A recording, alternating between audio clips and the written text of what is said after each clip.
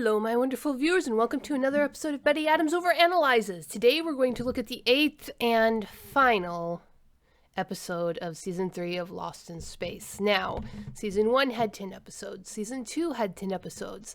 I can't remember where, but I'm pretty sure we were told that Season 3 was supposed to have 10 episodes. And for obvious reasons, they cut it short.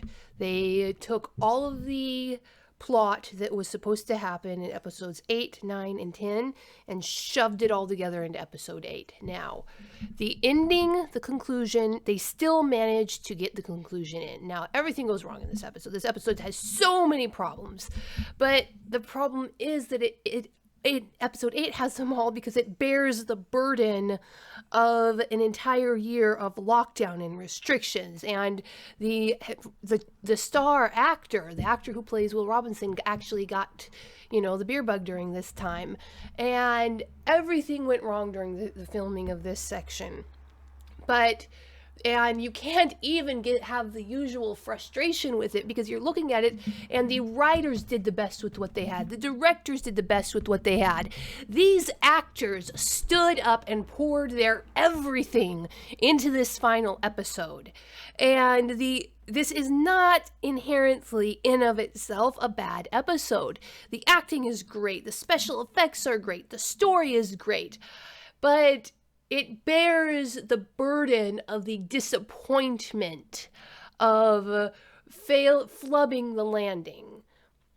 And don't get me wrong, this is a good episode. And it is the actual conclusion, the story conclusion is really, really great and really meaningful. It's just, if after a brilliant 5-star Michelin breakfast and a brilliant 5-star Michelin lunch where you walk into a fancy dining room, you're dressed up nice, the waiters are perfect, you come into dinner and there's a 20-year-old card table that's been sitting out in the rain with a single dish on it, and you go and you sit down in the rickety chair, there's a draft blowing, you lift it up, and there is a perfect bowl of soup and loaf of bread there for dinner. It's the perfect conclusion to your meals for the day, but it's still a pretty miserable experience compared to breakfast and lunch. I guess that even sounds too negative. This is a well-done episode, and you can tell that the actors poured their everything into it to make it work, and it's just the dangling plot threads, the missing plot points. It shows that this is 3 episodes crammed into one as best they could. And I guess that's just the takeaway. The writers did their best, and they left us off with the perfect loaf of bread to end a series that was fantastic cake. And the series itself ends well, but there's so much missing that should have been there. So I'm going to get into spoilers now, and I'm going to start with anti-spoilers, things we didn't see that we should have seen. But that's the end of my spoiler-free review. It's a good ending, but it's missing so much. It's missing episode 9 and 10 is what it's missing. I think we got a third of each episode shoved in there, but I think it was more like we only got 10% of episode 9. But anyway, plot points that are missing. Obviously, Scarecrow. Scarecrow was supposed to be in there. Scarecrow was supposed to interact with Ben Adler's family. We might even have gotten Dr. Adler back, but we should have seen Scarecrow interacting with Amanda and her boys. And that would probably have been a big part of episode 9. But remember, he didn't even die on screen. That was clearly a knockout blow given what we know of robot anatomy. And we've learned a lot about robot anatomy in the past 3 seasons. So we completely lost Scarecrow's story arc. In the plotline leading up to this, you have John's betrayal of Robot, both emotionally and practically. And in the episodes leading up to this, we never got their resolution arc. Penny's story arc was meant to be a story arc about literature, the importance of literature and the importance of having access to the wisdom of the ages. Her story arc was supposed to be and she was the one who first started picking up on the words in the robots' faces. That was way back in season 1. Penny's story arc should have culminated with her saving the day and establishing communications with the robots that helped them out in the fight that was protecting the children through words and through communication, not through empathy. That was Will's plotline. So they gave us the best they could with with the conclusion to Penny's 3-season story arc, but it felt cheap and rushed, just like most of that battle between the friendly robots and the aggressive robots.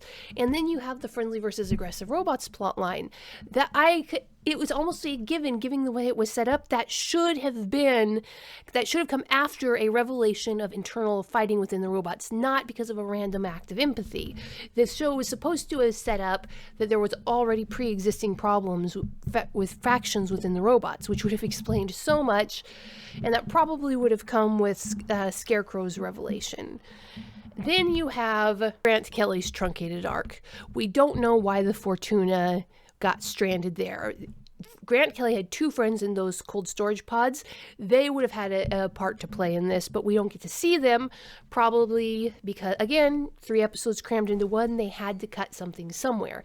Grant Kelly and his interactions with Scarecrow and Scarecrow's interactions with the rest of the crew should have been a relevant plot point.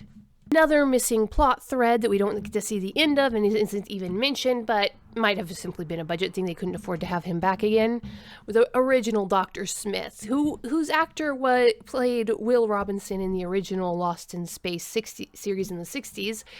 We never find out what happens to him. We find out what happens to Captain Raddick, and Captain Raddick gets a satisfying story arc, but the actual Dr. Smith does not get to set up his little pediatrics office. I'm pretty sure there would have been a scene where Dr. Smith goes to pick up Debbie, and he and ends up giving Debbie to Dawn formally, but I don't know about that. But we should have found out what happened to the original Dr. Smith, even if it was just a mention, but they ran out of time. Now, this was obviously it's 3 episodes packed into one, and there's 2 scenes where this becomes painfully obvious. The first one I want to mention is actually one of the later scenes. It's where Dr. Smith and Will are supposedly together in the Jupiter on Robot's Planet's Homeworld. It is 100% obvious that they did not film that together. If you look at it, you never see their faces in the same shot. It was all done with careful editing. That was someone else with Will and someone else with fake Dr. Smith, and the editing was done well, but the fact that there was so much of it was a tell.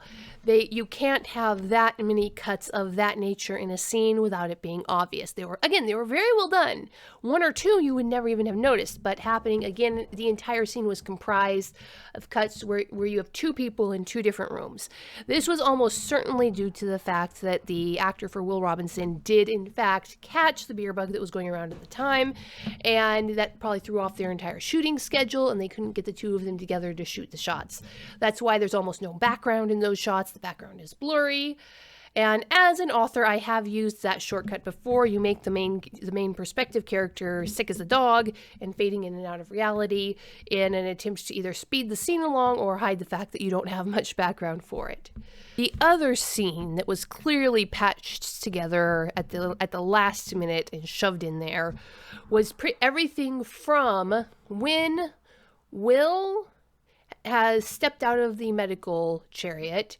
Penny comes up to him. Penny tries to take the engine, and up to the point where the friendly robots engage the aggressive robots. Now, I fully believe that the friendly robots versus the aggressive robots in the scene with all of the kids packed together in the shelter of the debris was part of the original plan, but everything between when Will says, Penny, go get the engine, and when John and Maureen pick up the kids from that breeze pocket was shoved in at the last minute. The actresses who play Penny and Judy are usually way better than that. You can tell they're not acting their best. The clumsiness with which the camera pans around them, the quality of the CGI in that section, everything is dark and hidden and smoky for a reason. Compared to everything else in that episode, that was poor quality editing, let alone acting. And they're doing their best, but that was clearly thrown together at the last minute. So that scene was replacing I'm pretty sure that was replacing the concept where Penny was going to communicate with another robot, possibly with Scarecrow, and she was going to use her ability to actually read the words on their faces to communicate with them and use her knowledge of literature to express important ideas about freedom and free will and knowing what's right to them. She would possibly have pulled on Moby Dick for this, because one of the themes of that is knowing and doing the right thing no matter the culture you come from and in the face of an obsessive captain ordering you to do things in life-threatening situations. So that is, I believe that scene replaced the actual scene where Penny was supposed to save the day using her literature powers. And but whatever was going to replace that scene, you can tell that scene was just not up to the quality of the rest of the scenes. And if I wanted to trace the main problems with this series, with season 3, with this episode, it all comes down to that scene. It would be sad that we missed out on all of those plot points that clearly had to be cut out, but that scene is just a festering blister on an otherwise solid series and solid season and even a solid episode. But hey, we got what we got. They all did. You can tell the actors, the writers, the directors did their best in the face of insurmountable odds. And hey, at least the IRL situation is thematically coherent with the on-screen situation. Of course, it hurts me the worst that we didn't get to see the reconciliation scene between John and Robot. Second, after that, it hurts me that we didn't get to see Scarecrow getting to interact with the surviving Adlers. And everything else is kind of meh. I was really looking forward to Penny's super literature powers arc. I'm kind of a fan of the good defenses of the humanities, and this show has defended art, has defended science and engineering, has defended empathy, and it was time for literature to come in and get its time in the sun. But we didn't get that. So that's my take on episode 8 of season 3 of Lost in Space. What do you think? Do you think there's any way they could have salvaged that blister of a scene in the middle of the episode? Leave your comments below the video telling me what you think. Hit that like and subscribe button. If you've already subscribed, check to make sure you're still subscribed, because YouTube will occasionally unsubscribe you. And peace out, my wonderful viewers. Humans are weird. We took a vote, and humans are weird. I have the data. 2 books in a series of human absurdity. Go check out these short story collections. What will our little green friends think of us when we finally do make it to space? Find out the answer in 2 books of human absurdity. Humans Are Weird, We Took a Vote, and Humans Are Weird, I Have the Data. Available on Amazon, Barnes & Noble, Kobo, and Google Play.